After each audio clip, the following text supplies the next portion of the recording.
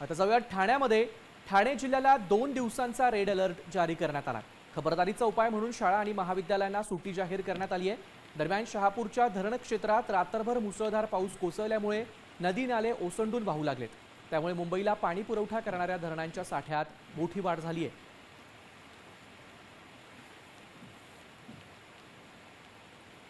दरम्यान या घटनास्थळावरून थेट आढावा घेतलाय आमचे प्रतिनिधी फैयाज शेख यांनी.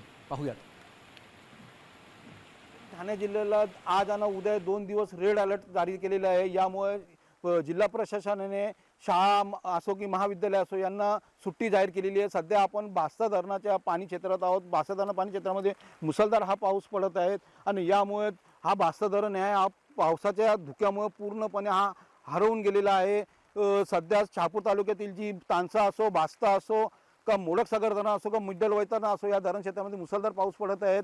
नदी नाले ओसंडून वाहू लागलेले आहेत। यामुळे थोड्याफार प्रमाणात का होईना धरण साठ्यामध्ये वाढ होणार आहे।